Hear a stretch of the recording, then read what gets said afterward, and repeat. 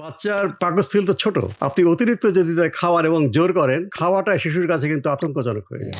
একটা কোমল পানীয়ের ভিতরে যে পরিমাণ চিনি থাকে, জি স্যার। একটা বোতলে 500 ml 12 চামচ চিনি থাকে, বেশিও থাকতে পারে। কোন কোন পানীয়তে কনসেন্ট্রেটেড সুগার, মানে এর চেয়ে বেশি পরিমাণে চিনি গুলিয়ে সেটাকে দেওয়া হয়। একটা সুস্থ জেনারেশন গড়ে উঠবার জন্য এই খোলা মাঠ দরকার, বা আমার অক্সিজেনের জন্য খোলা মাঠ দরকার। আমি সেখানে বিল্ডিং তৈরি করে ভাড়া দেওয়া, ওইটা আমি চিন্তা করছি। পড়াশোনা তো হলো, সে মনে করে যে এটা একটা বোঝা, ওষুধ গেলার মতো। প্রাথমিক স্কুলের শিক্ষক শিক্ষিকা বা মাধ্যমিক স্কুল, তাদের যেন জীবনে এই প্রাইভেট টিউশনি করে বড় হতে হবে এটি চিন্তা করতে না হয়। যাদের জীবনটা সংগ্রামের মধ্য দিয়ে যায়, তাদের থেকে মহৎ সাহিত্য বের হয়। এই 24 আমাদের দেখিয়েছে যে আমাদেরকে এক ধারায়, শিক্ষার্থীদের কোনো ভাগ নাই। শিক্ষার্থীদের বুলেটের রক্ত কারো রক্ত লাল, কারো নীল, কারো সাদা না।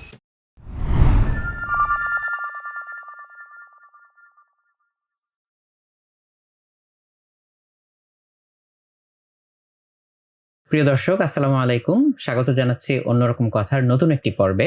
আজকে আমাদের সাথে সম্মানিত অতিথি হিসাবে উপস্থিত আছেন ডক্টর মোহাম্মদ মুশতাক হোসাইন স্যার। আসসালামু আলাইকুম স্যার। ওয়ালাইকুম সালাম। স্যার ভালো আছেন?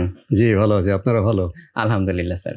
স্যার, আপনার কাজের পরিধিতে আমি দেখলাম যে আপনি দীর্ঘদিন স্যার রিসার্চের সাথে জড়িত আছেন, ক্লিনিক্যাল টিচিং এর সাথে জড়িত আছেন এবং নিউট্রিশন নিয়েও অনেক কাজ করেছেন। স্যার, আপনার কাছে একটা জিনিস শুরুতেই জানতে চাচ্ছিলাম, সেটা হচ্ছে আজকাল এমন কোনো বাবা মা আসলে পাওয়া যাবে না যারা বাচ্চাদের স্বাস্থ্য নিয়ে কনসার্নড না। তারপরেও আমরা কিন্তু একটা জিনিস প্রতিনিয়তই দেখতে পাই, সেটা হচ্ছে যে বাচ্চারা অসুস্থ হয়ে যাওয়ার পরে দৌড়াদৌড়িটা শুরু হয় যে তাকে এখন কোথায় নিয়ে যাব কিংবা তাকে এখন কি ওষুধ খাওয়াবো।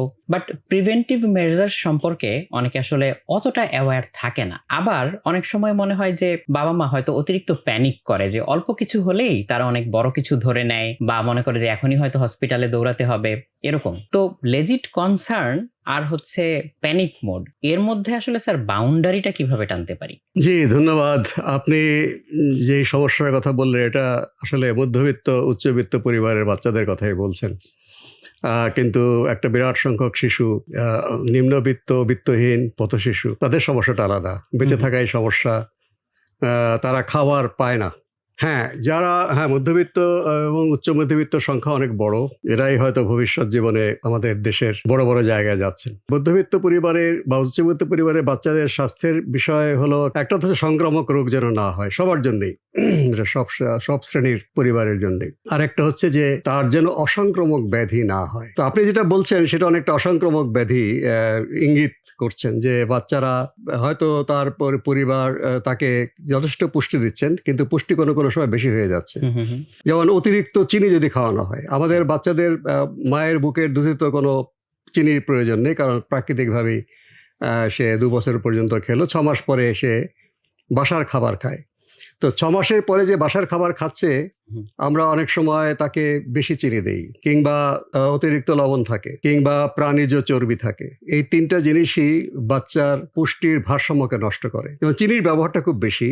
মায়ের বুকের দুধ খাওয়ানোর পাশাপাশি অনেকে মায়ের বুকের দুধ দিতে পারে না বা দিচ্ছে না, যে কারণে হোক না কেন, তখন তারা বাজার থেকে যে বেবি ফুড, সেই গুঁড়ো দুধ, তারা সেখানে কিন্তু এই মায়ের বুকের দুধের যে প্রাকৃতিক স্বাদ থাকে তার চাইতে বেশি উপাদান দিয়ে তার একটা চটকদার স্বাদ তৈরি করে। এই জন্য আমরা বলি যে 2 বছর পর্যন্ত যে সে মায়ের বুকের দুধ খাবে, তাকে কোনো গুঁড়ো দুধ খাওয়াবেন না। কারণ গুঁড়ো দুধ খাওয়ালে তার মধ্যে হয় বেশি চিনি থাকবে, নয় বেশি লবণ থাকবে, বা এমন কোনো উপাদান থাকবে যেটা মায়ের বুকের দুধের থেকে ভিন্ন স্বাদের, ফ্লেভারটা তো ডিফারেন্ট। সেটা বা কৃত্রিম গন্ধ থাকে, যেটা বললেন, ঠিকই বলেছেন। তাহলে ওই কৌটার দুধ খাওয়ার পরে ওই বাচ্চাটা আর মায়ের বুকের দুধ খাবে না। অনেক কর্মজীবী মা মনে করেন যে সে বুকের দুধ খাইয়ে বাচ্চাকে বাসায় রেখে গেল, সে কাজে গেল, এই মাঝখানের সময়টা সে ওই গুঁড়ো দুধ খাওয়াচ্ছে, কিংবা বাণিজ্যিকভাবে তৈরি করা যে দুধ সেটা খাওয়াচ্ছে। তারপর রাতে এসে সে আবার যখন বাচ্চাকে খাওয়াতে চায়, সে বাচ্চা কিন্তু খায় না। তো এই যে খাচ্ছে না, এটা একটা বিষয়, যে সে যেহেতু বাইরের অন্যরকম স্বাদের দুধ খাচ্ছে, যেটা অপুষ্টিকর। পুষ্টিকর হলে অন্য কথা ছিল, টাকা দিয়ে কিনছে, যে কর্মজীবী মা তার সঞ্চয় থেকে বাচ্চার পুষ্টিকর দুধ কিনছে, কিন্তু সেই বাচ্চা বুকের দুধ খাচ্ছে না। বুকের দুধ না খেলে মায়ের বুকের দুধটা শুকিয়ে যায়। তো এইটা একটা জরুরি সমস্যা। এটা নিম্নবিত্ত পরিবারের ক্ষেত্রেও খাটে। আচ্ছা, তারপরে হচ্ছে আপনি 6 মাস পরে সে ফ্যামিলির খাবার খাবে। আপনি যদি বাইরের খাবারে অভ্যস্ত করেন, বাইরের রেস্টুরেন্টের খাবার, যে উচ্চবিত্ত পরিবারের সদস্যরা অনলাইনে অর্ডার করে যে বিসব খাবারটা আনে, বাচ্চাকে ছোটবেলা থেকে অভ্যস্ত করা হয়, পিৎজা বলেন বা তাদের আলু ভাজা, যেটাকে তারা পটেটো চিপস বলা হয় ইংরেজিতে, কিংবা অন্য জিনিস, সেগুলো কিন্তু অতিরিক্ত প্রাণীজ চর্বি থাকে, প্রয়োজনের তুলনায় অতিরিক্ত আমিষ থাকে, বা এখানে লবণ থাকে, তেল তো থাকেই, এই যে তেলটা প্রাণীজ তেল পিজার ভিতরে বাইয়েতে। ফলে আমরা বাসায় যেটা রান্না করি, বাসায় রান্না যখন ওই তাপ দিই বিভিন্ন যে খাদ্য উপাদান, বাসার মায়েরা সেটা প্রয়োজনীয় লবণ, প্রয়োজনীয় চিনি, প্রয়োজনীয় তেল দিয়ে তারা রান্না করেন, যেটা পুষ্টিকর। কিন্তু যখনই আপনি কৃত্রিমভাবে কোনো কিছু মেশাচ্ছেন, বাসায় রান্না করতে কৃত্রিমভাবে সোডিয়াম গ্লুটামিক অ্যাসিড মিশাবে না, বা ট্রান্স ফ্যাট মিশাবে না, বা কালার দিবে না, হ্যাঁ, কৃত্রিম রং দিবে না। এখন বাচ্চাকে যদি আমরা বাইরের খাবারে অভ্যস্ত করি, তাহলে ওইটার যে স্বাদ, বুকের দুধের মতোই, যদি কৌটার দুধ খাওয়াইতে সেই স্বাদটা তো নষ্ট হয়ে যায়, বুকের দুধ খায় না। তো বাইরের খাবারে যদি আমরা বাচ্চাকে অভ্যস্ত করি, বা এটা 2 বছর পরেও, বিশেষ করে অ্যাডোলেসেন্ট পর্যায়ে যে বলি, শিশু পর্যায়ে 5 বছর পর্যন্ত, 5 বছর পর থেকে 12 বছর, এই বিভিন্ন স্টেজ আছে, তাহলে সে আর বাসার খাবার যেটা পুষ্টিকর, সেটা তার মুখে স্বাদ আসে না। এমন তো না যে বাইরের খাবারটা খুব বেশি পুষ্টিকর, বাসার খাবারটা পুষ্টিকর না। আমি উচ্চ মধ্যবিত্তের কথাই বলছি, দারিদ্র শ্রেণীর কথা আলাদা। তো বাইরে সে ট্রান্স ফ্যাট খাচ্ছে, ট্রান্স ফ্যাটটা যদি সে খায়, সেই ট্রান্স ফ্যাটটা শরীরের ভিতরে রক্ত, মানে সেই চর্বির দলা হিসেবে আটকে যায় রক্তনালীতে। হার্টের সমস্যা হতে পারে, ডায়াবেটিস হতে পারে, কিডনির সমস্যা হতে পারে, ব্রেনের সমস্যা হতে পারে। অন্য যে সমস্ত মনোসোডিয়াম গ্লুটামিক অ্যাসিড যেটা দেওয়া হয় যে খাবারের একটা ভিন্ন স্বাদ করার জন্য, যেটা মুখকে তৃপ্ত করে আর কি, কিন্তু সেটাও কিন্তু শরীরের জন্য ক্ষতিকর। ওইটা খেয়ে যে অভ্যস্ত, সে কিন্তু বাসার খাবারটাকে তার খুবই জলো মনে হবে, যে মা কি রান্না করেছো। হ্যাঁ, কিন্তু মা যদি সে রান্না চটকদার করার জন্য বেশি ঝাল দেয় বা বেশি লবণ দেয়, তাহলে সেই খাবারটা কিন্তু ভারসাম্যহীন হয়ে গেল, অস্বাস্থ্যকর খাবার হয়ে গেল। তবে এই কারণে বাইরের খাবার খেয়ে অভ্যস্ত যেই মধ্যবিত্ত উচ্চ মধ্যবিত্ত বাচ্চারা, তারা বাসায় খেতে চাবে না। কাজে এই খেতে না চাওয়ার কারণটা হচ্ছে বাইরের খাবার। বাচ্চা যখন 6 মাস পরে কাজে যাওয়ার আগে মায়েরা শিশুকে ঠেসে ঠেসে খাওয়ায়, যে হয়তো কাজের যে অ্যাসিস্ট্যান্ট একজন নারী তাকে রেখে দেয়, কাজের বুয়া বলে, যেটা যদি সে বুয়া বলাটা একটু হয়, তো সে কি খাওয়ায় না খাওয়ায় ঠিক নেই, কাজে সে যত পারে জোর করে খাওয়ায়। কিন্তু বাচ্চার পাকস্থলী তো ছোট, আপনি অতিরিক্ত যদি খাওয়ার এবং জোর করেন, খাওয়াটা শিশুর কাছে কিন্তু আতঙ্কজনক হয়ে যায়, সেটাকে রেজিস্ট করে। যখন তার ক্ষুধা লাগে এবং মা তাকে খাওয়াতে যায়, যে জোর করে খাওয়ায়, তার অতি আদরের মা, কিন্তু সে জানে মা আমাকে জোর করে খাওয়াবে, হ্যাঁ, আমার পেটের যেই আয়তন তার চেয়ে বেশি খেতে জোর করবে, সে তখন মুখ বন্ধ করে রাখে, খেতে চায় না। এক্ষেত্রে বাচ্চাকে নিজের হাতে খেতে দেওয়া উচিত, যদি সে তার ওই বয়স হয় নিজে হাতে খেতে পারে। সে যদি পছন্দ মতো খায়, ওদের তার পেট ভরে গেল। বাচ্চাদেরকে আমরা তাদের দেহের পুষ্টির চাহিদা ঘনত্ব আকারে পূর্ণ বয়সের চাইতে বেশি, যেমন আমরা আমার শরীরের ওজনের অনুপাতে দৈনিক যে পরিমাণে আমিষ খেতে, মাছ, মাংস, দুধ, ডিম, ওজনের অনুপাতে আমার যে হারটা, বাচ্চার কিন্তু সেই হারটা বেশি, কারণ তার এটা শরীরটাকে সে তখন গ্রোয়িং এজ বলি আমরা, বাচ্চাটা বিকশিত হচ্ছে, মস্তিষ্ক ডেভেলপ করছে, শরীর ডেভেলপ করছে, তার আমিষের চাহিদাটা বেশি, কাজেই সে পরিমাণে কম খাচ্ছে, কিন্তু তার আমিষের ঘনত্বটা বেশি। এটাও কিন্তু তা মনে রাখতে হবে। যে অনেক আবার মনে করি যে ও বাচ্চাটাকে যদি আমি বেশি ডিম দেই বা বেশি মাছ বা মাংস দিই অ্যাডাল্টে যেতে, ও তো ওবেজ হয়ে যাবে না। এটা অবশ্যই পুষ্টিবিদের পরামর্শ নেওয়া উচিত, যে একটা বাচ্চা দিনে কটা ডিম খেতে পারবে, একটা বাচ্চা দিনে কত গ্রাম মাংস খেতে পারবে, হ্যাঁ, দুধ কতটুকু খেতে পারবে। কিন্তু ওইটাও অনেকে ভুল ধারণা থাকে যে একজন বয়স্ক মানুষ, বয়স 60-70 বছর হয়ে গেছে, তাকে আমি বেশি আমিষ দিচ্ছি, অথচ তাকে কিন্তু সুষম খাদ্য দেওয়া দরকার। কিন্তু বাচ্চাকে আমাকে বেশি দিতে হবে, তার খাবারের পরিমাণ অল্প, তার মধ্যে আনুপাতিক হারে বেশি দিতে হবে। এই খাদ্যাভ্যাসগুলো আমরা অনেক সময়, এখন তো আমরা ওয়েবসাইটে পাওয়া যায়, যে সমস্ত বিশ্বস্ত ওয়েবসাইট আছে সেগুলো দেখেও দেওয়া যেতে পারে। আর যে পুষ্টিবিদ যদি আপনার কাছে থাকে, তার কাছে পরামর্শ নিতে পারেন। এই খাদ্যাভ্যাসের বৈষম্যের কারণে, খাদ্যাভ্যাসের উলটপালটের কারণে বাচ্চারা খেতে চায় না, বা তার পেটটা আপনি চর্বি দিয়ে ভরে ফেললেন। আপনি এই যে ফিজি ড্রিঙ্ক বলি আমরা, কোমল পানীয়, কিন্তু স্যার এটা তো অনেক বড় একটা প্রবলেম, যে বাচ্চাদেরকে স্নেহ করে বা আদর করে, বাবা মা হোক বা না হোক বা আত্মীয় স্বজন যেই হোক, তাদেরকে এই ধরনের বাজারে যে প্রচলিত জুস বা ফ্লেভার ড্রিঙ্ক যেগুলো পাওয়া যায়, যদিও এগুলোতে বেশিরভাগই ক্ষেত্রে আসলে ফলের কোনো অংশ থাকে না। তারপরে স্যার যে ফিজি ড্রিঙ্কের কথা বললেন, তারপর অতিরিক্ত চিনিযুক্ত ক্যান্ডি, তারপর নানান টাইপের চকলেট এবং চিপস, এগুলোই কিন্তু আসলে বাচ্চাকে একটা আদরের বহিঃপ্রকাশ হিসেবে তাকে কিন্তু এগুলোই আসলে খেতে দেওয়া হয়। জি, আপনি ঠিক জায়গায় এসেছেন। আমি এই জায়গায় যাচ্ছি। একটা কোমল পানীয়ের ভিতরে যে পরিমাণ চিনি থাকে, জি স্যার। একটা বোতলে 500 ml 12 চামচ চিনি থাকে, বেশিও থাকতে পারে। কোনো কোনো পানীয়তে কনসেন্ট্রেটেড সুগার, মানে এর চেয়ে বেশি পরিমাণে চিনি গুলিয়ে সেটাকে দেওয়া হয়। ফলে ওটা যদি একটা বাচ্চা খায় খাবারের আগে, তার পেট ভরা হয়ে গেল, তার ক্যালোরি কিন্তু চাহিদা আপনি দিয়ে ফেলেন ওই যে কোমল পানীয়ের মাধ্যমে চিনি দিয়ে। পটেটো চিপস প্যাকেটে থাকে, সেখানে একটা পরিমাণ যে পটেটো চিপস প্রায় 5 চামচ লবণ থাকে। তাহলে অতিরিক্ত লবণ দিচ্ছেন তাকে, তার কিন্তু রক্তচাপ হ্যাঁ। বাড়া এবং অন্যান্য সমস্যা আপনি শুরু করে দিলেন বাচ্চা বয়সী। ওগুলা খেলেও কিন্তু আপনি অতিরিক্ত লবণ খেলেন, আপনার ক্ষুধার চাহিদা থাকবে না, আপনি ভাত খেতে যাবেন না। বা আপনি প্রাণীজ চর্বি আছে এমন চিপস পাওয়া যায় যেখানে আপনার মাংসের চর্বি দিয়ে সেটাকে তৈরি করা হয়, আর সেটা যদি আপনি অতিরিক্ত খাওয়ান তাহলে সেটা ভাত খাবে না, কারণ ওখান থেকে তার ক্যালোরির চাহিদা পুরো হয়ে গেল, তার পেটটা ভরা লাগলো। কাজে এইগুলো বিষয়ে কিন্তু আমাদের সমাধান হওয়া দরকার। এবং এই জন্যই আমরা বলেছি যে আমরা যারা পুষ্টিবিজ্ঞানী তারা একটা আন্দোলন করছেন যে সমস্ত খাবার প্যাকেটজাত সেখানে লেখা থাকতে হবে কি কি উপাদান একদম সামনে, এখন থাকে লেখা পিছনে, এমন ভাবে লেখা থাকে অনেক সময় পড়াও যায় না, এত ছোট ছোট করে লেখা সামনে থাকতে হবে। এবং লেখা থাকতে হবে যে অতিরিক্ত চিনি আছে কিনা, অতিরিক্ত লবণ আছে কিনা, অতিরিক্ত প্রাণীজ চর্বি আছে কিনা। এটা সরকারের পক্ষ থেকে একটা আইন করবার জন্য যারা জনস্বাস্থ্যবিদ তারা চেষ্টা করছেন, তারা জনমত গঠন করছেন, আমিও কিছু কাজ করছি এদের সাথে। ওই যে চিপসের মধ্যে যদি লেখা থাকে এখানে 5 চামচ লবণ আছে, আমার মনে হয় যে কোনো অভিভাবক তার বাচ্চাকে একটা চিপসের প্যাকেটে 5 চামচ লবণ খাওয়াবেন না। একটা কোমল পানীয়র প্যাকেটে যদি লেখা থাকে তার বোতলে যে এখানে 12 চামচ চিনি দেওয়া হয়েছে বা সিরাপ ঘন চিনি দেওয়া হয়েছে 5 চামচ, আমার মনে হয় এটা খাবে। তবে হ্যাঁ, ওই অভিভাবককে জানতে হবে যে অতিরিক্ত চিনি খেয়ে তার বাচ্চা মোটা হয়ে যেতে পারে, অতিরিক্ত লবণ খেয়ে তার বাচ্চা অতিরিক্ত রক্তচাপ হয়ে যেতে পারে, বা অতিরিক্ত প্রাণীজ চর্বি খেয়ে তার বাচ্চা মোটা হয়ে যেতে পারে এবং তার রক্ত নালীর ভিতরে জমাট বাঁধতে পারে চর্বি। কাজেই এই জন্য এই খাদ্যের প্যাকেটের সামনে দৃশ্যমান ভাবে লিখতে হবে যে অতিরিক্ত চিনি, লবণ বা ক্ষতিকর উপাদানগুলো আছে কিনা। তাহলে এই যে বাচ্চাদের খাওয়ার যে সমস্যা, তাহলে একজন অভিভাবক তার বাচ্চার স্বার্থেই তিনিও খাবেন, অনেক সময় আমাদের গার্জিয়ানরাও খায়, আমাদের যারা পূর্ণবয়স্ক তারাও খাচ্ছে, বাচ্চাকেও দিচ্ছে, এবং এই যে কোমল পানীয় তারাও খাচ্ছে, বাচ্চাদের খাওয়াচ্ছে।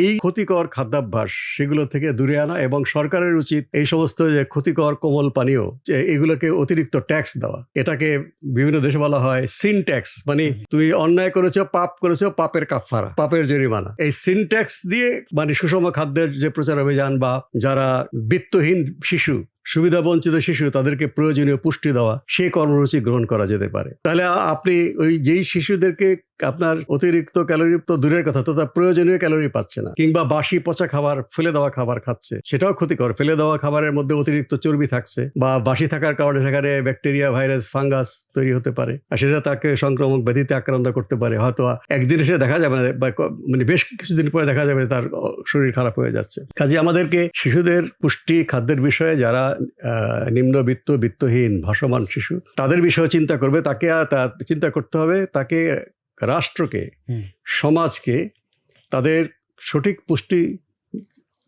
নিশ্চিত করতে হবে এবং তাদেরকে রোগমুক্ত রাখার চেষ্টা করতে হবে। বিত্তহীন শিশুরা যদি অসুস্থভাবে বেড়ে ওঠে এবং তাদের সামনে যে মাদক দেওয়া হয়, যে তুমি খাবার খেও না, মাদক খাও, মাদক খেয়ে ঘুমিয়ে থাকবে, খাবার না খেলেও চলবে, এবং তারা নানা রকম অসুস্থতা আক্রান্ত হচ্ছে। আমি যদি জনগোষ্ঠীর একটা বিরাট অংশ, সুবিধা বঞ্চিত শিশুদেরকে আমি এই সংক্রামক ব্যাধি বা অন্যান্য মাদকের করতে দিই, আমার বাচ্চাও কিন্তু এ দ্বারা আক্রান্ত হবে। একদম। মধ্যবিত্ত শ্রেণীর বা উচ্চবিত্ত শ্রেণীর অভিভাবকরা যদি মনে করে যে আমার বাচ্চাকে আমি রেখে দিয়েছি ঘরের মধ্যে, সে নিরাপদ থাকবে, তাতে সে বাচ্চা বাইরে বেরোচ্ছে, স্কুলে যাচ্ছে, বাজারঘাটে যাচ্ছে, এবং এই রোগটা যদি ছড়িয়ে পড়ে আমাদের যারা বিত্তহীন শিশু তাদের কাছ থেকে, বা তারা যদি অসুস্থ হয়, এটা সমাজকেই আক্রান্ত করবে।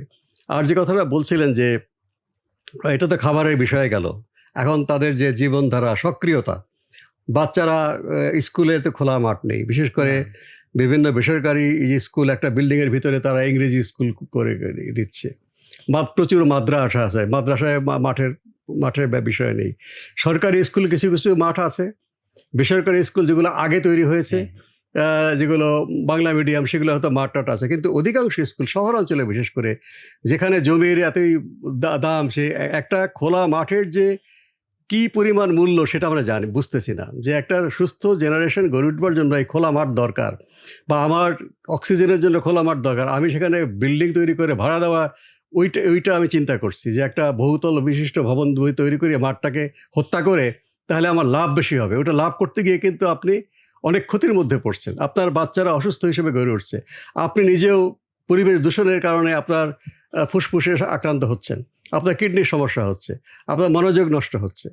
কাজেই এই বিষয়টাও কিন্তু আমাদেরকে সরকারের পক্ষ থেকে আইনের পাশাপাশি মানুষকে জানাতে হবে যে একটা শহরে প্রতি বর্গ কিলোমিটারে কত বর্গ কিলোমিটার মাঠ থাকা দরকার এবং এ থেকে আমরা কি উপকৃত হতে পারি, আমাদের স্বাস্থ্য কীভাবে উন্নতি হতে পারে, আমাদের শিশুরা কিভাবে একটা সুস্থ প্রজন্ম হিসেবে গড়ে উঠতে পারে। তাহলে আমরা যত মাঠ দখল করে এই বহুতল বিশিষ্ট ভবন আমরা করতাম না। হ্যাঁ, বহুতল বিশিষ্ট ভবন করতে হবে মানুষের থাকার জন্য, একটা জমির ব্যবহার সঠিকভাবে করতে হবে। সেটা যদি পরিকল্পনা মাফিক না করি, শুধুমাত্র মুনাফার পিছনে ছুটি, আমি ৳১ মুনাফা করতে গিয়ে আমি কিন্তু ৳১০০ ক্ষতি করে ফেলছি আমার নিজেকে এবং আমার বাচ্চাকে। কাজেই বাচ্চাকে খেলাধুলার জন্য মাঠের ব্যবস্থা করলে এই বাচ্চারা সুস্থভাবে গড়ে উঠবে। তার ডায়াবেটিস হবে না, উচ্চ রক্তচাপ হবে না, তার কিডনির সমস্যা হবে না, তার মনোযোগ খুব ভালো হবে, সে পড়াশোনায় ভালো করবে, কর্মজীবনে ভালো করবে। আমি মাঠের জন্য যে খরচটা করব, সেই খরচের বহুগুণ রিটার্ন পাবো ওই সুস্থ একটা বাচ্চা যদি ভবিষ্যতে একজন উৎপাদনক্ষম, কর্মক্ষম একটা সুস্থ বাচ্চা হিসেবে গড়ে উঠতে পারে। স্যার, মাঠের ব্যাপারে যেটা বললেন যে আজকাল বাচ্চারা তো এমন সব স্কুলে যায় যেখানে মাঠ নেই, এটা তো একটা ফ্যাক্ট বটেই যে তারা বাসায়ও বসেই থাকছে, বেশিরভাগ সময় স্কুলেও বসেই থাকছে। ইভেন যেসব স্কুলগুলোতে ছোটখাটো ধরা যাক মাঠ আছেও, সেই মাঠে কিন্তু বাচ্চাদের আসলে সত্যিকার অর্থে অ্যাক্সেস নেই। এমন দেখা যায় যে শুধু স্কুলে ঢোকার সময় বা ছুটির সময় সে হয়তো মাঠে একটু সময় কাটাতে পারে, তাও তার জন্য হচ্ছে আসলে মাঠটা ঠিক সেভাবে উন্মুক্ত না। এমনও অনেক সিচুয়েশন হয় যেখানে হচ্ছে বাচ্চারা যদি নিজের মতো করে মাঠে গিয়ে দৌড়াদৌড়ি করে, তাকে হচ্ছে স্কুল থেকে শাস্তিও পেতে হয়। এই ঘটনাটাও একদম ঢাকা শহরে খুব কমন।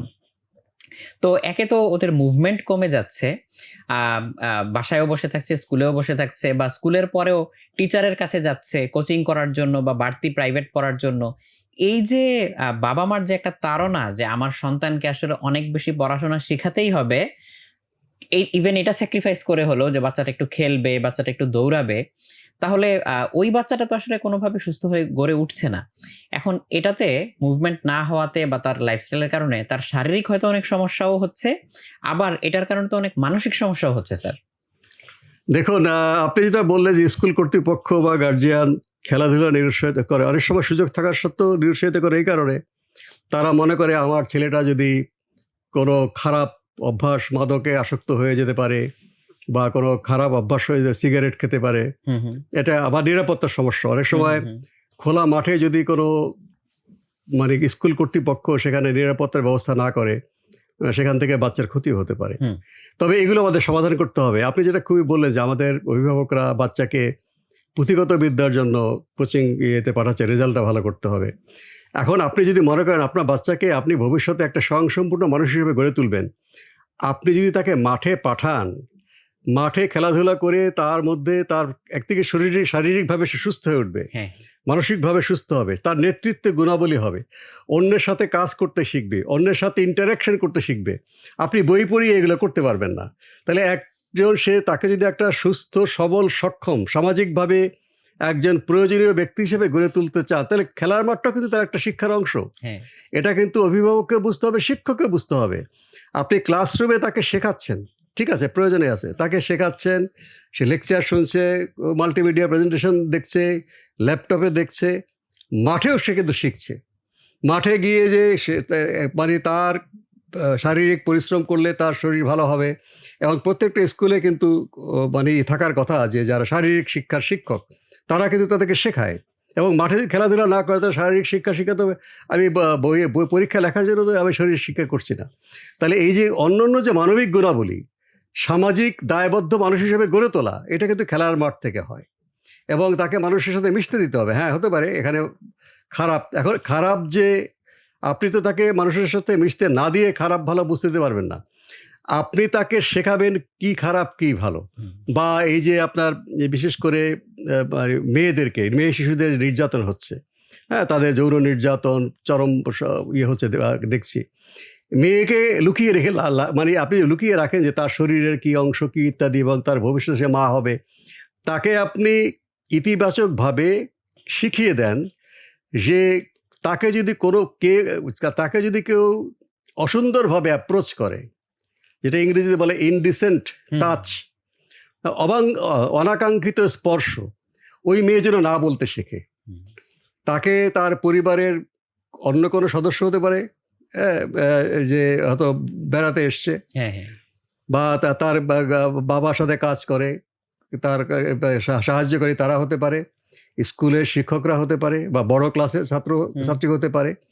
কাজেই একজন ছাত্র এবং শিক্ষককে এই শিক্ষাটাও দিতে হবে যে সমাজে কিভাবে অনাকাঙ্ক্ষিত স্পর্শ, অনাকাঙ্ক্ষিত কাজগুলো হয়। মাদক সম্পর্কে বলতে হবে। এটা কিন্তু সবসময় সব কিছু পাঠ্য বইয়ে ঢুকে আপনি পারবেন না। পাঠ্য বইয়ে একটা ইঙ্গিত থাকতে পারে, কিন্তু তাকে যখন সে সমাজে যাবে, সমাজ থেকে সে শিখবে, সে বই পড়ে শিখবে, সে টেলিভিশন থেকে শিখবে। সবচেয়ে বড় কথা, সে বন্ধু বান্ধবের সঙ্গে বেলা বসার সময় শিখবে, এবং বন্ধু বান্ধব সবাই যেন ভালো জিনিস শেখে সেটা নিশ্চিত করার দায়িত্ব স্কুল কর্তৃপক্ষের এবং অভিভাবকদের। তাহলে বন্ধু বান্ধবের কাছ থেকে সে খারাপ জিনিস শিখতে পারে, যেই ভয়ে বন্ধুদের সাথে খেলতে দিতে চায় না, বা বিশেষ করে মেয়েদেরকে একদম ঘর থেকে বাইরে বের করতে মানা হয়। তুমি যদি বান্ধবীদের কাছে যাও এবং সেই বান্ধবী যদি তার পরিচিত না হয়, বলা যাচ্ছে নিশ্চয়ই সে অন্য কিছু শিখবে, যেটা তার শারীরিক স্বাস্থ্য এবং পরবর্তী তার যে পারিবারিক জীবন, বিয়ে শাদী করবে, খারাপ জায়গায় যেতে পারে। তা সেটার প্রতিবিধান কিন্তু ঘরে মেয়েকে আটকিয়ে রাখা না। কারণ ঘরে আপনি আটকে রাখবেন, সে তো মোবাইল ফোন থেকে খারাপ জিনিস শিখতে পারে, সে টেলিফোনের মাধ্যমে খারাপ জিনিস শিখতে পারে। কাজে তাকে আপনি সঠিক জিনিসটা শেখান এবং এইটা তার ইন্টারাকশন করতে দেন, তাহলে সামাজিকভাবে সে একজন সুস্থ, শারীরিকভাবে এবং মানসিকভাবে সুস্থ হয়ে গড়ে উঠতে পারে। এবং খেলাধুলা, শারীরিক পরিশ্রম, এটা তো মানুষকে তার মস্তিষ্কতে বিকশিত করে। মস্তিষ্কের যে এক্সারসাইজ, অনুশীলন দরকার। আমি শারীরিকভাবে এক্সারসাইজ করলাম, চিন্তা করতে শেখা, বিনোদন, গান বাজনা, চিন্তা, ডিবেট, বিতর্ক, একটা অজানা জিনিস সম্পর্কে অনুসন্ধান, এগুলো কিন্তু মস্তিষ্কের ব্যায়াম। তাহলে কিন্তু সে একদম আরও শারীরিক ও মানসিকভাবে আর সুস্থ একটা পূর্ণবয়স্ক ছেলে বা মেয়ে হিসেবে গড়ে উঠতে পারবে। স্যার, মোবাইলের কথা যেটা বললেন, যে এখন তো আসলে এটাকে মহামারী বললেও আসলে অসুবিধা নেই, এটা আসলে ঘরে ঘরে মহামারীই বটে। যে দেখা যাচ্ছে যে ইভেন একদম ছোট ছোট বাচ্চারাও সারাদিন মোবাইল নিয়ে পড়ে থাকে, এবং একটা ছোট বাচ্চারও স্ক্রিন টাইম দেখা যায় যে দিনে কয়েক ঘন্টার উপরেও চলে যেতে পারে, যেটা এখনকার মানে শহুরে বাস্তবতায় আমরা যেটা দেখতে পাই। সো এই যে অনেক সময় বাবা মা নিজেরাই যে একটু ঝামেলা এড়ানোর জন্য যে দেই না বাচ্চার হাতে মোবাইলটা, দেই ওইটা নিয়ে কিছুক্ষণ ব্যস্ত থাকুক, এইটাতে আসলে এই যে বিপদটা তো আসলে মাল্টি ডাইমেনশনাল। একটা তো হচ্ছে যে ও এটার দিকে তাকিয়ে থাকছে, ওর হয়তো চোখে মস্তিষ্কে নানান রকম বিরূপ প্রতিক্রিয়া পড়বে, আবার হয়তো সে আসলে কি কন্টেন্ট কনজিউম করছে এইটা আসলে ওর মনের উপরে অনেক বিরূপ প্রতিক্রিয়া ফেলতে পারে, যেটা ওকে অনেক ক্ষতির দিকে ঠেলে দিতে পারে। স্যার, এই জিনিসটাকে আসলে এখন কিভাবে হ্যান্ডেল করা উচিত? দেখুন, আমাদের ছোটবেলায় আমরা বাচ্চারা সময় ট্রানজিস্টর রেডিওর প্রতি আসক্ত ছিল। সারাক্ষণ অনুরোধের আসর শোনা, এই দেশ না হয় বিদেশ, গান শোনা বা কোনো কিছু শোনা। লেখাপড়া নষ্ট হতো, আমাদের গার্জিয়ানরা তখন আমাদেরকে ভর্ৎসনা করতেন যে এতক্ষণ তুমি রেডিও বা ট্রানজিস্টরে গান শুনছো কেন? গেল সেটা। টেলিভিশন যখন আমাদের এখানে আসলো, বিশেষ করে যখন রঙিন টেলিভিশন আসলো, তখন আমার টেলিভিশনে সারাক্ষণ বসে বসে গান শোনা বা কথা শোনা বা এটাই আমাদের কাছে বিস্ময় ছিল। তারপর যখন কেবল আসলো, যে 24 ঘন্টার টেলিভিশন, সেটা এবং টেলিভিশনের কাছে দেখতে দেখতে চোখ নষ্ট হয়ে যাচ্ছে, হ্যাঁ, চোখের লেন্স পুরো হয়ে যাচ্ছে, চশমা লাগতেছে। এই টেলিভিশনের সময় কিন্তু এক সমস্যা ছিল। তারপরে ভিসিআর আসলো, যে ভিসিআর দিয়ে আপনি সিনেমা দেখছেন ঘরে বসে, তখন আপনার এই সময় নষ্ট করা, বাচ্চাদের বিশেষ করে বয়স্ক ইত্যাদি ইত্যাদি। কাজেই এটা মোবাইল টেলিফোন হচ্ছে সর্বশেষ সংস্করণ, যে এখানে ভিসিআর, রেডিও, টেলিভিশন সব একসাথে আমি পাচ্ছি। এই যে একটা আসক্তির সমস্যাটা আমাদেরকে মোকাবেলা করতে হবে, তাকে অন্য জিনিসে আকৃষ্ট করে। আচ্ছা, পড়াশোনা তো হলো, সে মনে করে যে এটা একটা বোঝা, ওষুধ গেলার মতো। লেখাপড়াটা যদি আনন্দদায়ক হয়, তাহলে সে ওটাকেই সে ভালো মনে করে, ওই লেখাপড়ার জন্য সেটা ব্যবহার করবে। লেখাপড়াটা যদি আনন্দদায়ক না হয় এবং মুখস্থ করে পাশ করা, তারপর যদি অভিভাবকের চোখ রাগানি থাকে, অসুস্থ প্রতিযোগিতা, যে আমাকে অমুকের চেয়ে ভালো হতেই হবে বা আমাকে এইটা হতে হবে, যেটা অবাস্তব প্রত্যাশা, এগুলোর পরামর্শ বা কাউন্সেলিং দরকার, বিশেষ করে আমাদের গার্জিয়ানদের। এবং দেশের শিক্ষা ব্যবস্থা পরিবর্তন করা দরকার। এবং শিক্ষা ব্যবস্থায় এটা বলতে হবে, এবং চাকুরির বাজারে যে তুমি শুধু বইয়ে তুমি কি ভালো লেখলা এটাই নিয়ে এটাই ব্যাপার না, তোমার নেতৃত্বের গুণাবলী আছে কিনা, তুমি একটা অস্বাভাবিক পরিস্থিতি তুমি কিভাবে তোমার বুদ্ধির সাথে এটাকে তুমি ফেস করতে পারো, এই শিক্ষাটা শুধু বইয়ে হয় না, সমাজের সাথে মিশে হয়। কাজেই যারা আমাদের দেশের এমপ্লয়ার আছেন, যারা জনশক্তিকে ব্যবহার করেন বিভিন্ন কাজে, তাদেরও কথা বলা উচিত যে আমরা এই ধরনের মানুষ চাই, এই ধরনের ছাত্রকে, চৌকস ছাত্র চাই, যে শুধুমাত্র অঙ্কতে 100তে 100 পেলেই হবে না, তার কমন সেন্স থাকতে হবে, যে একজন মানুষ তার খাবারের অভাব, তাকে সাহায্য করতে একটা মানবিক বিষয়, ও যদি ভালো না থাকে তাহলে আমরা কেউ ভালো থাকবো না, তাই না? হ্যাঁ, কাজে এখন যদি লাভ ক্ষতি হিসাব করতে শিখে, ওকে যদি আমি টাকাটা না দিই, টাকাটা আবার হবে বা আমার মুনাফা বাড়বে, তুমি মুনাফা 10 টাকা বাড়াতে গিয়ে তুমি 100 জনকে গরিব করছো। এই গরিব মানুষ যদি অসুস্থ থাকে বা গোলযোগ সৃষ্টি হয়, সামাজিক অশান্তি হয়, তো তোমার এই টাকাটা তুমি ভোগ করতে পারছো না। কাজে এই সেন্সটাও কিন্তু আপনাকে সামাজিকভাবে জানতে হবে। কাজে মুখস্থ বিদ্যাতেই আমি আমার প্রতিষ্ঠানে মানুষ রিক্রুট করব না, সে যেন মানুষের সহযোগিতা নিয়ে আমার কাজটা আরও ভালো করে করতে পারে, সেই কথাগুলো যারা এমপ্লয়ার আছেন তাদের বলা উচিত, এবং যারা অভিজ্ঞ তাদের বলা উচিত। তাহলে এই যে শুধুমাত্র বই পড়া, শুধুমাত্র এখানে বসে আপনি এটাও তো বইয়ের একটা বিকল্প হয়েছে, আগে আমরা বইয়ের পাতায় পড়তো, এখন ইন্টারনেট থেকে পড়ে, হ্যাঁ, পড়ার জন্য। এর বাইরেও যে আমাকে ইন্টারাকশন করতে হবে সমাজের সাথে, আমার ক্রিটিক্যাল থিঙ্কিং, আমার খুব জটিলভাবে চিন্তা করে একটা সমাধানে আসা, এইটাও কিন্তু আমাদের শিখতে হবে। এটা আমাদের শিক্ষা ব্যবস্থার একটা ব্যাপক পরিবর্তন দরকার। শিক্ষা ব্যবস্থা মুনাফা কেন্দ্রিক না করে শিক্ষা ব্যবস্থা একজন ভালো দক্ষ মানুষ হিসেবে গড়ে তোলা, মানবিক মানুষ, সমাজের নেতৃত্ব দিতে পারে, সমাজের আর সব মানুষকে উদ্বুদ্ধ করতে পারে, এবং আন্তর্জাতিকভাবে আমাদের বাংলাদেশকে অন্য দেশের সাথে আমরা যেন তাদের সাথে সমানে সমানে আমরা আমাদের ইয়েগুলো তুলে ধরতে পারি। শুধু প্রতিযোগিতা শুধু না, অন্যদের সাথে সহযোগিতাও করতে পারি, প্রয়োজনে প্রতিযোগিতা করতে হবে। এটা শুধুমাত্র বই পড়ে কিংবা ক্লাসরুমের মার্কে হয় না। কাজে এই বিষয়টা যদি আমরা করতে পারি, তাহলে এই যে আপনার শিক্ষাটা আনন্দমূলক হবে, তাহলে সে প্রয়োজনের তুলনায় বেশি মোবাইল টেলিফোন কিংবা ডিভাইসগুলো ব্যবহার করবে না। কানের মধ্যে এখন তো আমরা ব্লুটুথ, আমি নিজেও ব্যবহার করি, কিন্তু বেশিক্ষণ ব্যবহার করলে আমার কানটা ঝাঁঝা করতেছে, কানেরও সমস্যা, এটাও তো রেডিয়েশন, তাই না? হ্যাঁ, এই আমার চোখের সমস্যা হচ্ছে, বেশিক্ষণ যদি আমার চোখটা মানে কৃত্রিম জিনিসের দিকে রাখি, সবুজ গাছপালা দেখার মধ্যেও কিন্তু আমার চোখের একটা প্রশান্তি আসে, চোখের একটা চিকিৎসা। ডাক্তার এটা বলে, সবাই বলে না যে আপনি সবুজ দৃষ্টি দেখবেন দিনের মধ্যে 2 ঘন্টা, আপনি সবসময় কৃত্রিম আলোতে টেলিভিশনে থাকবেন না, আপনি গাছপালা এবং নীল আকাশটা দেখবেন।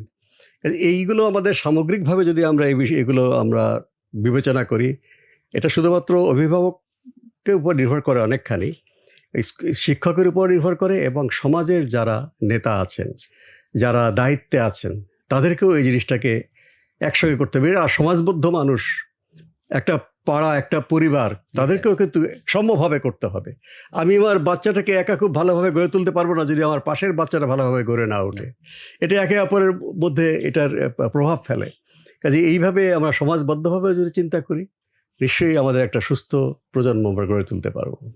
ইনশাল্লাহ স্যার।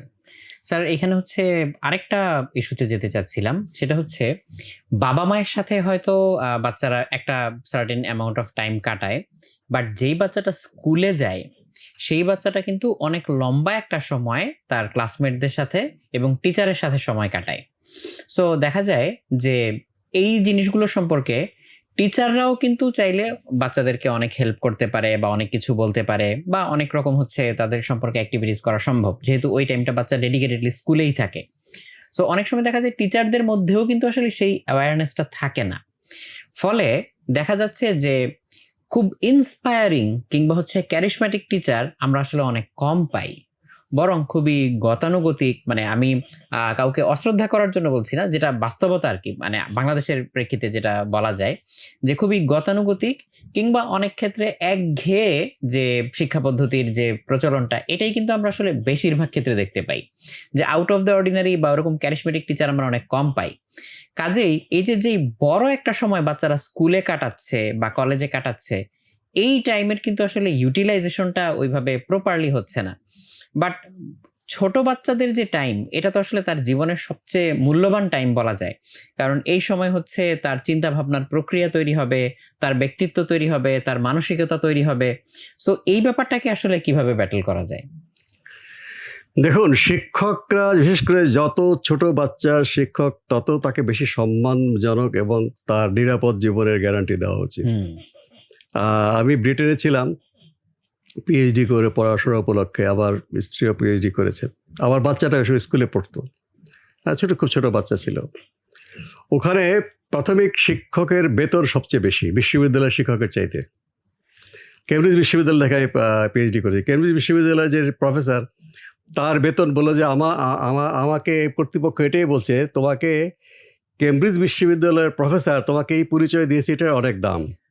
তোমার অত বেতন লাগবে না, তুমি গবেষণা করে তুমি আমাদের ফান্ড আনো, বা তুমি তৃতীয় বিশ্বের অনেক পাবা, ছাত্র পাবা, তাদেরকে নিয়ে আসো এখানে গবেষণা করার জন্য।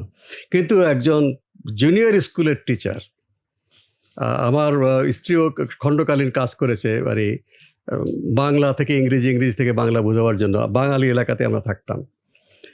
সর্বোচ্চ বেতন, এবং তাদের আর কোনো চিন্তা করতে হয় না। এই যে আমাদেরকে রাতারাতি না হলে আমাদের প্রিন্সিপালটা গ্রহণ করতে হবে যে প্রাথমিক স্কুলের শিক্ষক শিক্ষিকা বা মাধ্যমিক স্কুল, তাদের যেন জীবনে এই প্রাইভেট টিউশনি করে বড় হতে হবে, এটি চিন্তা করতে না হয়। মোটামুটি খাওয়া পড়া যদি চলে যায় এবং সে একটা দুর্যোগকালীন সঞ্চয় করতে পারে, একজন শিক্ষক শুধুই টিউশনি করতে যাবে মনে হয় না। এবং আমাদের দেশের সামাজিক ফিলোসফিটাও পরিবর্তন করা দরকার যে আমি বড় বড় বিল্ডিং করতে হবে, 5 তলা ফ্ল্যাট করতে হবে। সরকারের পক্ষ থেকে যদি তাকে থাকার ব্যবস্থা করা হয় যে কোয়ার্টার, এটা মানে সবচেয়ে মনোযোগ দিতে হবে, তাহলে সে কিন্তু চিন্তা করবে। শিক্ষকরা কিন্তু দ্বিতীয় গার্জিয়ান। হ্যাঁ। আমাদের ছোটবেলায় শুনেছি আমাদের অভিভাবকরা বলতেন যে শিক্ষকের কাছে দিয়ে গিয়ে যে আপনাকে আমার বাচ্চাকে দিয়ে গেলাম, বা তখন তো একটা প্রচলন ছিল, মনে করতে মানে মারলেই বাচ্চা ভালো হবে, যে হাড় শুধু আমার, শরীরের মাংস আপনার, মানে আপনাকে তাকে, যাই হোক, যেটা নেতিবাচকভাবে নিচ্ছি না আমি, যে আপনি তাকে মানুষ হিসেবে গড়ে তুলবেন, আমি তাকে বায়োলজিক্যালি জন্ম দিয়েছি। তখন তো অনেক সময় অনেক দূরে স্কুল থাকতো, বা পণ্ডিতরা, পণ্ডিত বা মৌলভী সাহেব তাদেরকে বাচ্চা রেখে দিয়ে আসতো। মানে সেই আসলে দ্বিতীয় গার্জিয়ান না, প্রথম গার্জিয়ানই সে হতো, তাই না? এখন তো না হয় গার্জিয়ানরা আসা না হয়। তাহলে এই যে সেন্সটা স্কুল, এটা কিন্তু শুধু বলে হবে না। স্কুলের টিচাররা, শিক্ষকরা তার মানসিক অভিভাবক, তার জ্ঞানের অভিভাবক, এবং তাকে ক্রিয়েটিভলি চিন্তা করতে হবে যে স্কুলে যখন একটা বাচ্চা খেলছে তখনও সে কিন্তু তার শিক্ষক, বা সে স্কুলের বাইরে বাসায় যাচ্ছে, এই রাস্তায় সে তখন তার শিক্ষক, বা বাসায় যে সে কী বিহেভ করবে সেটাও কিন্তু সে তার শিক্ষক। তো একে বিশেষ করে যারা নিম্নবিত্ত পরিবারের শিশু, তার কাছে তো সে পুরোই শিক্ষক। কারণ নিম্নবিত্ত পরিবারের বাবা মা ওই পরিবারে বিদ্যা বুদ্ধির অধিকারী হতে পারে না। সে হয়তো ম্যানুয়াল শ্রমিক, কায়িক শ্রমিক, এবং ওই বাচ্চাকে শেখাতে হবে তোমার বাবা যে শারীরিক পরিশ্রম করছে এটাও সম্মানের কাজ। রিক্সা চালাচ্ছে, বা তোমার মা যে অন্যের বাসায় কাজ করছে, এটাও সম্মানের কাজ। এই শিক্ষাটা দেওয়া দরকার, না হলে কিন্তু সে তার বাবা মাকে সম্মান করবে না। হয়তো বায়োলজিক্যাল ফাদার মাদার হিসেবে সম্মান করবে, কিন্তু মনে মনে ভাববে যে এইটা এরা তো কিছুই জানে না। না, সে যেটা জানে, তার বাবা মায়ের যে জীবনবোধ অনেক অনেক সমৃদ্ধ। হয়তো সে লিখতে পারে না, কিন্তু তাকে যদি বলতে দেওয়া হয়, সে অনেক গভীর জ্ঞানের কথা বলবে। এটা শিক্ষকের কাছ থেকে আসতে হবে যে তোমার বাবা মা আর্থিকভাবে বৈষম্যের শিকার, কিন্তু তার জীবনবোধ কিন্তু আমাদের চেয়ে কোনো অংশে কম না। তাহলে সে বাবা মার কাছ থেকেও শিখবে, শিক্ষকের কাছ থেকেও শিখবে। কাজে শিক্ষকদেরকে এইভাবে যদি আমরা গড়ে তুলতে পারি যে সর্বোচ্চ তাদের সম্মান, জীবনের নিরাপত্তা আছে, এবং সে বাচ্চাদেরকে মেন্টর হিসেবে গড়ে উঠছে। এবং এটা মাঝে মাঝে খুব গল্প, এটা খুব এনকারেজিং যে প্রাইমারি স্কুলের টিচারদেরকে একজন বিশাল নেতা এসে পায়ে ধরে সালাম করছেন যে ছোটোবেলা যদি আপনি আমাকে বেত না মারতে, আগে তো বেত মেরে শিক্ষা দেওয়া, এখন সেটা নিষিদ্ধ থাকাই উচিত, বেত মারার পক্ষে বলছেন। অর্থাৎ আপনি যদি তখন আমাকে শাসন না করতেন, আমি আজকে এত বড় হতাম না। তাহলে ওই যে একটা বড় মানুষ, সে জানছে আমার হাতে খড়ি দিয়েছে শিক্ষক, আমাকে শিখিয়েছে, বাংলা শিখিয়েছে, অঙ্ক শিখিয়েছে, আরবি শিখিয়েছে, ইংরেজি শিখিয়েছে, এটাই আমার জীবনের ভিত্তি। এগুলো খুব মানে উৎসাহব্যঞ্জক, এবং এটা সম্মান নিয়ে আসে। কিন্তু বাস্তব জীবনেও তো আমাদের তো বা শিক্ষকদের চাল ডাল কিনে খেতে হয়, জি স্যার। এটা যদি তাকে সবসময় এটা চিন্তা করতে হয়, তাহলে সেই টিউশনি করতে যাচ্ছে বা অন্য কাজ করতে, টিউশনি করাটা শিক্ষার সাথে সম্পর্কিত। সে যদি মানে অন্য কোনো মানে অবৈধ ব্যবসার সাথে জড়িত হয়, যেটা শিক্ষার ফিলোসফি বিরোধী, আরও খারাপ। এটা কেউ কেউ করছে, অন্যায় কাজ, নৈতিকতা বিরোধী কাজ শিক্ষক করছে। এই নৈতিকতা বিরোধী কাজ শিক্ষক যে করছে, ছাত্রদের কাছে যা গোপন থাকে না, না। তা সে তো তার শিক্ষকের কথা শুনবে না এবং তার সম্মান নষ্ট হবে। কাজেই এই শিক্ষকদের যে আপনি ভূমিকা ঠিকই বলেছেন, শিক্ষকদেরকে সেই ভূমিকা পালনের জন্য উদ্বুদ্ধ করা দরকার, সেই পরিবেশ করা দরকার এবং ছাত্র এবং শিক্ষকদেরকেও ওইভাবে আমাদেরকে হুম। ওরিয়েন্টেশন দেওয়া দরকার যে এই শিক্ষক হচ্ছে তোমার ভবিষ্যৎ জীবনের ভিত্তি। Definitely sir. মানে একদম হচ্ছে পলিসি মেকিং থেকে শুরু করে এবং ইনফ্রাস্ট্রাকচার থেকে শুরু করে সব জায়গায় আসলে একটা হলিস্টিক অ্যাপ্রোচ নেওয়া দরকার। তাহলে হচ্ছে আমরা হয়তো এই সুফলটা পাবো। স্যার আপনার সাথে কথা বলতে, বলতে এখানে আরেকটা ইস্যু মাথায় আসলো। সেটা হচ্ছে যে বাচ্চারা তো স্কুলে শেখে, বাসায়ও শেখে এবং ছোট বাচ্চা আসলে যা দেখে সেখান থেকেই হয়তো সে কিছু, কিছু নিয়ে ফেলে। যেমন একদম ছোট বাচ্চাদেরকে আমরা হয়তো বলে অনেক কিছু শিখাতে পারি না। বাট সে হয়তো দেখে বড়দের দেখে মিমিক করে বা সেটা অনুকরণ করে সে অনেক কিছু শিখে ফেলে।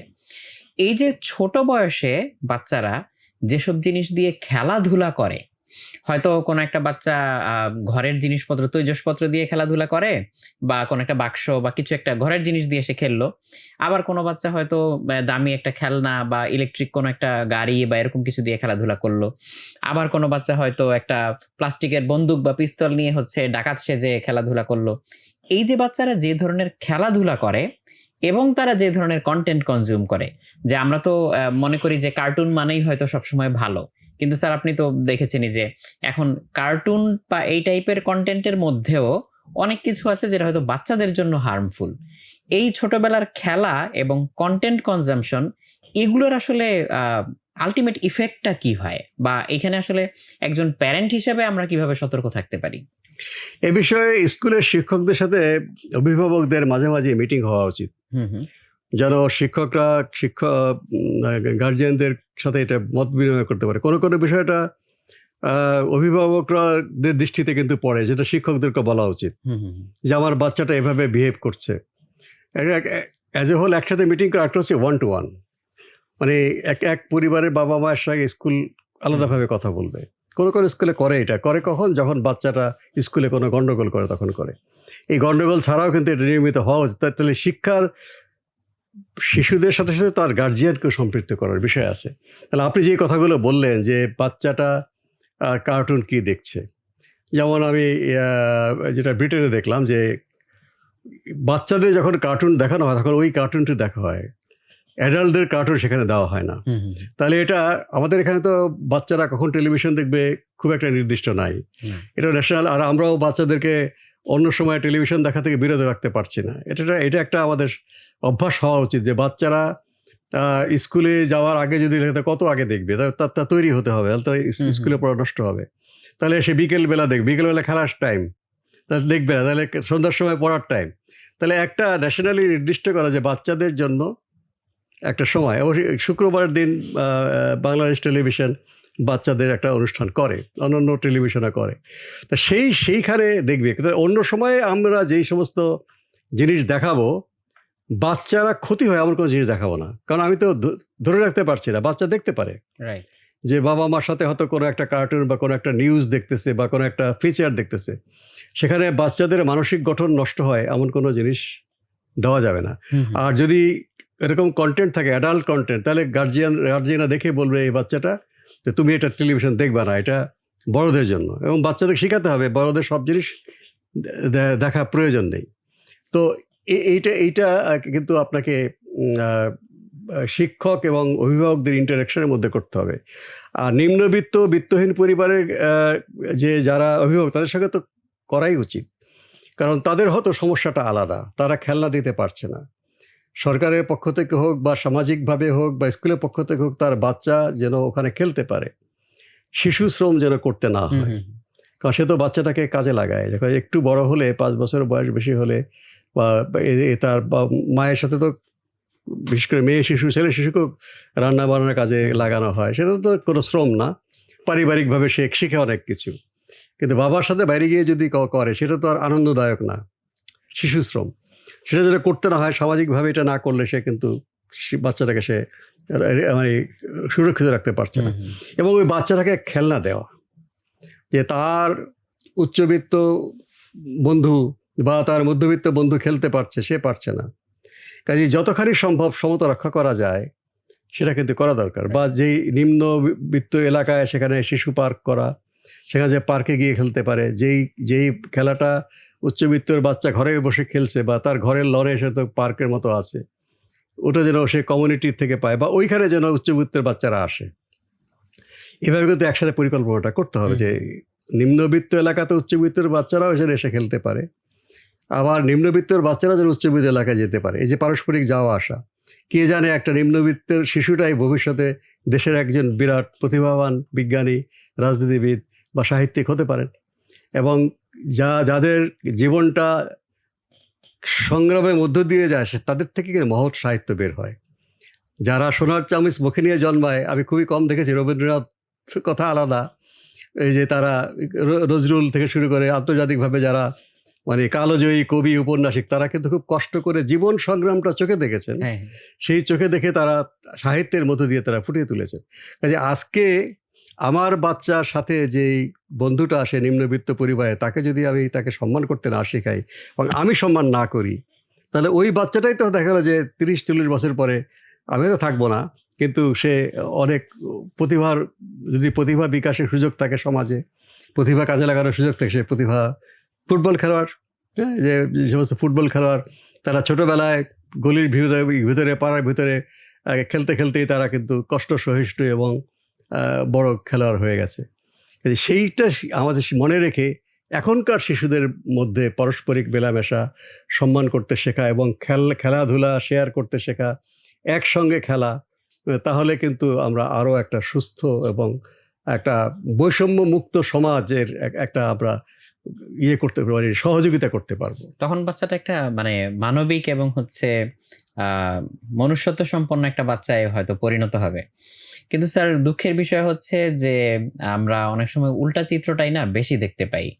বিশেষ করে হচ্ছে ওই যে আবার যদি পড়াশোনার ব্যাপারে ফিরে আসি, পড়াশোনার ব্যাপারে বাবা-মা হয়তো অনেক সময় এমন কম্পিটিটিভনেস দেখান যে বাচ্চাকে অনেক সময় না করা হয় যে তুমি তোমার নোটস কারোর সাথে শেয়ার করবে না, বা তুমি অমুক বাচ্চাটার সাথে মিশবে না, বা ওর সাথে চলাফেরা করবে না, এরকম বলা হয়।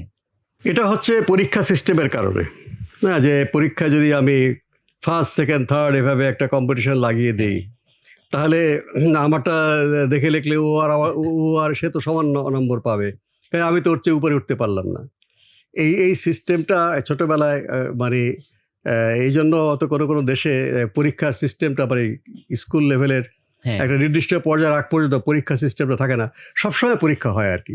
তা সে ক্লাসে কাজগুলো করলো কিনা, লিখে আনলো কিনা, ক্রিয়েটিভ রাইটিং, যে তুমি স্কুল থেকে বাসায় গেলে কাজকে খেয়াল রাখবা যে কী কী জিনিস দেখলা, ওটা তুমি বাসায় বসে লিখবা, লিখে জমা দিবা।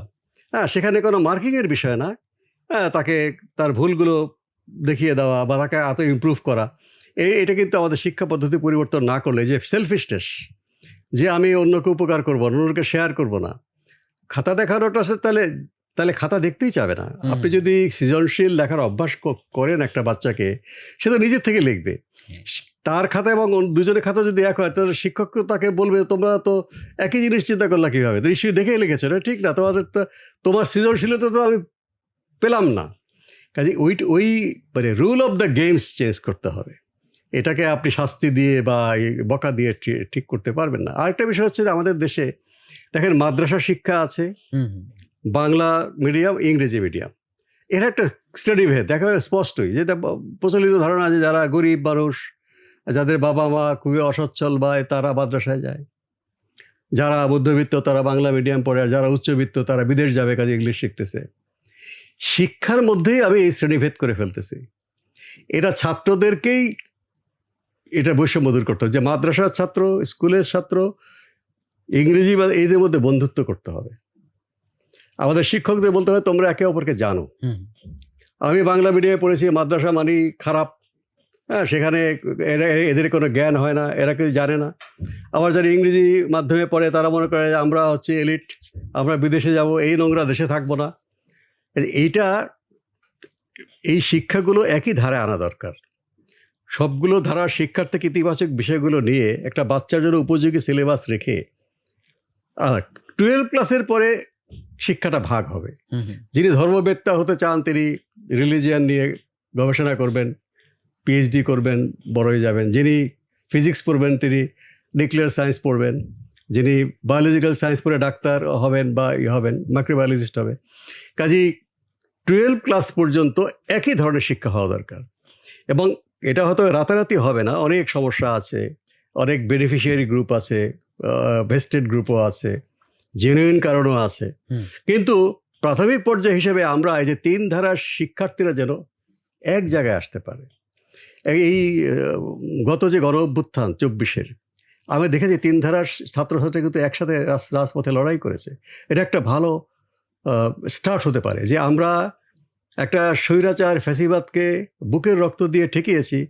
দেখেন প্রাইভেট ইউনিভার্সিটির ছাত্রছাত্রীরা তারা ইংরেজি মিডিয়াম থেকে আসে, তারা রাস্তায় বেরিয়ে এসছে। ইউনিভার্সিটি থেকে ছাত্ররা বেরিয়ে, ঢাকা ইউনিভার্সিটি বলেন বা বুয়েট, এরা তো বাংলা মিডিয়াম ম্যাক্সিমাম পড়ে। আবার মাদ্রাসার ছাত্ররা তারাও বেরিয়ে এসছে। এই যে মৈত্রীটা হলো একটা দেশের গণতান্ত্রিক পরিবর্তনের জন্য, এইটাকে কাজে লাগিয়ে এই ইতিবাচকটাকে নিয়ে আমাদের আগানো উচিত। এরপরে তো আমি চাই না যে মাদ্রাসার ছাত্ররা ইংরেজি মিডিয়ামকে অপছন্দ করবে, ইংরেজি মিডিয়ামটা বাংলা মিডিয়ামকে অপছন্দ করবে। এই বৈষম্য কেন থাকবে? এই 24 আমাদের দেখিয়েছে যে আমাদেরকে এক ধারায়, শিক্ষার্থীদের কোনো ভাগ নাই। শিক্ষার্থীদের বুলেটের রক্ত কারো রক্ত লাল, কারো নীল, কারো সাদা না, তারা একসাথেই রক্ত দিয়েছে। কাজে ভবিষ্যৎ শিক্ষাটাও আমরা একসাথে করতে চাই, যেন আমরা হাতে হাত ধরে ভাই বোন মিলে এই নারীরা, নারী ছাত্র, পুরুষ ছাত্র, মেয়েরা, ছেলেরা একসাথে করেছে, হ্যাঁ, যেন একটা ঐক্যবদ্ধ জাতি হিসেবে আমরা গড়ে উঠতে পারি এবং বিদেশের কাছে আমাদের মাথাটা উঁচু হয় যে আমরা কোনো অংশে কম না। দেখেন আমাদের দেশ থেকে সব ছাত্র বিদেশে যাচ্ছে, কোনো অংশে কম না। সেখানে তারা কম্পিট করে ভালো হচ্ছে, তারা ভালো বিজ্ঞানী হচ্ছে, ভালো চিকিৎসক হচ্ছে, ভালো আপনার ম্যানেজমেন্ট করছে। কাজে আমরা কম কিসের? আমাদের সুযোগ যদি সমান পাই নিশ্চয়ই আমরা হতে পারবো। এই একটা প্রেরণা আমাদের ছাত্রদের মধ্যে আনা উচিত। স্যার, আমরা তো অনেকক্ষণ ধরে অনেকগুলো বিষয় নিয়ে আলাপ করলাম, তবে আজকের অনুষ্ঠানটা শেষ করার আগে যদি স্যার প্যারেন্টসদের উদ্দেশ্যে হচ্ছে আপনার কাছ থেকে একটা গুরুত্বপূর্ণ বিষয় জানতে চাই, যে তাদেরকে যদি আপনি কোনো একটা পরামর্শ হোক বা হচ্ছে টিপস হোক, প্যারেন্টিং টিপস হতে পারে বা আপনার জীবনের কোনো এক্সপিরিয়েন্স হতে পারে, সেটা যদি দিতে চান সেটা কি হতে পারে? কারণ এই একটা উপদেশ হয়তো আমাদের অনেকের জন্য অনেকভাবে কাজে লেগে যেতে পারে। অভিভাবকদের বলবো যে নিম্নবিত্ত পরিবারই হোক বা মধ্যবিত্ত, উচ্চবিত্ত, আপনার বাচ্চাদের সাথে আপনি বন্ধুত্বপূর্ণ সম্পর্ক গড়ে তুলুন। বাচ্চা কি ভাবছে, কি করছে আপনি জানুন, আপনার ভাবনাটা বলুন এবং শিক্ষকদের সঙ্গে সম্পর্ক রাখুন। তাহলে আপনার বাচ্চা আপনার স্বপ্ন পূরণ করবে, জাতির স্বপ্ন পূরণ করবে। ইনশাআল্লাহ স্যার। জি ইনশাআল্লাহ। স্যার, আপনাকে অনেক ধন্যবাদ আমাদেরকে এই সময়টা দেওয়ার জন্য, এবং প্রিয় দর্শক আপনাদেরকেও ধন্যবাদ এই সময়টুকু দিয়ে আমাদের আলোচনাটা শোনার জন্য। আমরা আশা করব যে আজকে যে কথাগুলো উঠে এসেছে, আমরা হয়তো অল্প সময়ে অনেক কিছু নিয়ে হয়তো কথা বলতে পারিনি, কিন্তু যে বিষয়গুলো নিয়ে কথা বলেছি সেখান থেকে হয়তো নেওয়ার মতো এবং গুরুত্ব দিয়ে ভাবার মতো অনেক বিষয় আছে। এই ভাবনাগুলো যাতে আমরা সিরিয়াসলি ভাবতে পারি এবং আমাদের ভবিষ্যৎ প্রজন্মের জন্য এই ইফোর্টটা যাতে আমরা দিতে পারি, এইটুকুই আমাদের প্রত্যাশা থাকবে। আমাকে সুযোগ দেওয়ার জন্য আপনাদেরকে ধন্যবাদ। অনেক ধন্যবাদ স্যার। আসসালামু আলাইকুম। সবার কাছ থেকে আজকে আমরা বিদায় নিয়ে নিচ্ছি। আসসালামু আলাইকুম।